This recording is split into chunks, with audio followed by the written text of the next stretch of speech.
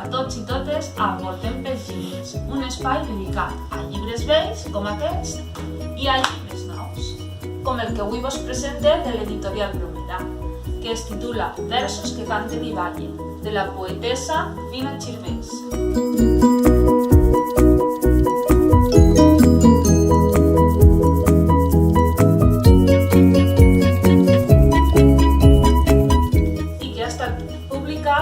L'any 2018.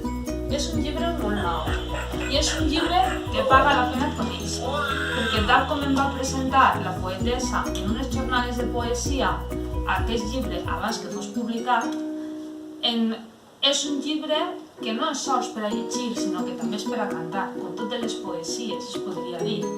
Però aquest llibre és especial també perquè inclou un CD de música, així el podeu veure,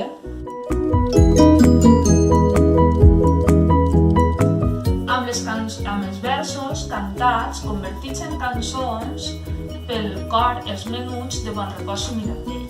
I aquest cor ha estat dirigit per Vicent i Victòria Ros. Bé, així el podeu veure, estan els xiquets i els dos directors. És un llibre on les il·lustracions de Pere Puig guanyen molt, visten molt aquests versos.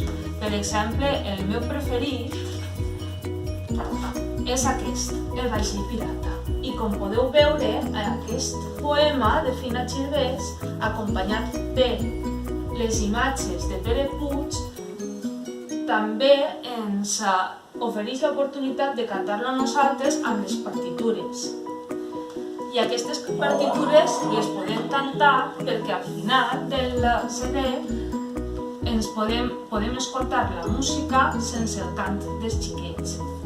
És un llibre de viatges, és un llibre per viatjar, per terra, mar i aire, com ens diu en la contraportada. I és un llibre per a somiar i per anar d'excursió sense eixir de casa, només llegint.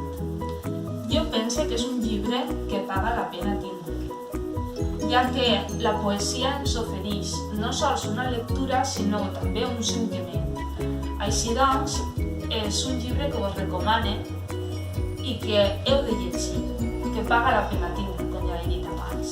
I sense més, així vos deixo la meva recomanació d'avui, Versos que canten i ballen, de Fina Xirvés, de l'editorial Bromera.